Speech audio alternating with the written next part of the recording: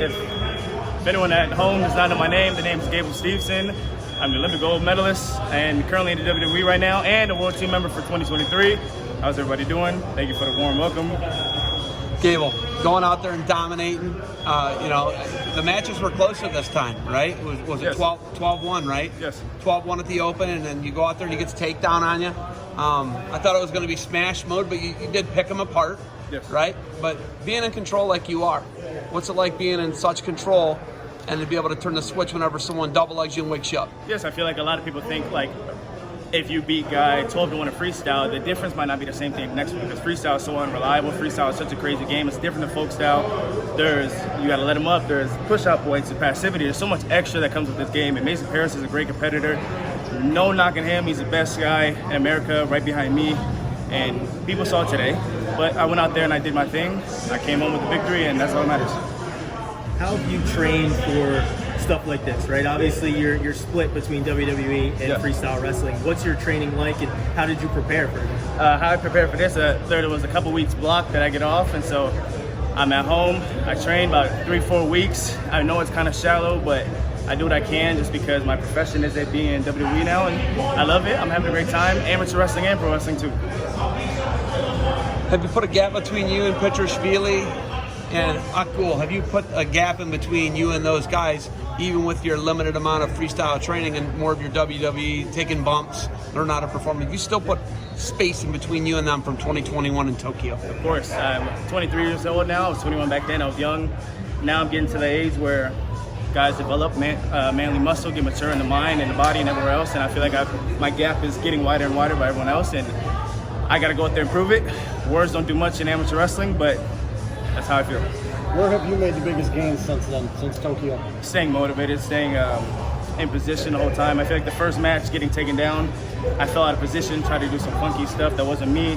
Rushed a couple push-outs, the score was 6-2, but the second match I came in, really poised and ready to go out there and get push-outs and get takedowns when needed and just keep forcing the guy to the edge. Today, you seemed like you were a lot more poised than you were in Vegas, right? In Vegas, you attacked a lot more. Was it a change in your game plan, or was it something that you felt he changed? He changed a lot, and I know he changed a lot, but I'm going to change too.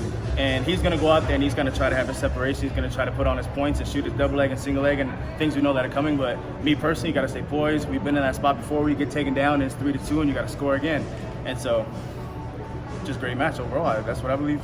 I look at all the different Gables, right? I look at the 2019 baby Gable in Pittsburgh, and then I look 2 years later, I still see a little baby Gable in Tokyo winning in Japan. I mean, now it's like man Gable. You got a man beard, your body's changed. I mean, you look way more lean than you were even in 2021. How do you change your body like that? And how do you just continue to go from boy Gable to man Gable? Staying focused, staying dedicated to what I've been doing.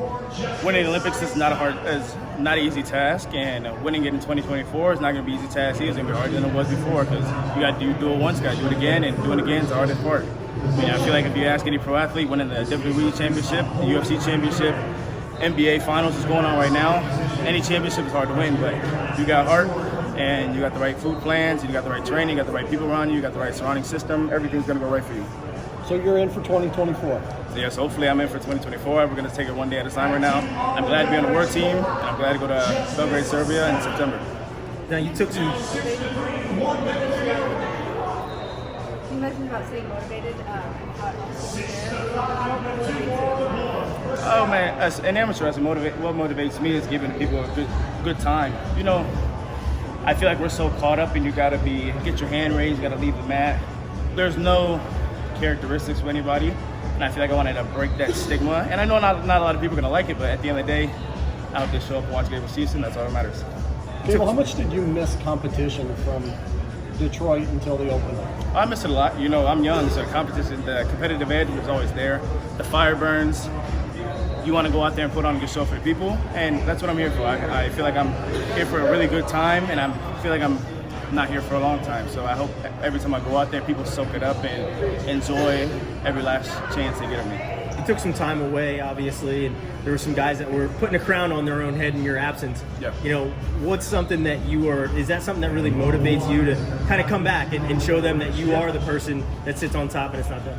It motivates me a lot. Just like if you watch The Last Dance and Michael Jordan, every little thing pushed him to have that killer mindset. And I take a lot of things from Kobe Bryant too, just having that killer mindset and having that itch to always want to beat a guy worse and always go out there and shut him out and do your thing. So today was definitely an eye-opener.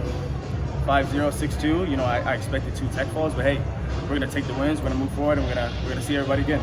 Beat the Streets. It's such an important organization to help kids get off the streets in inner city areas. Philadelphia, New York City. That's what we're here with. What's the Beat the Streets organization mean to you, Gable?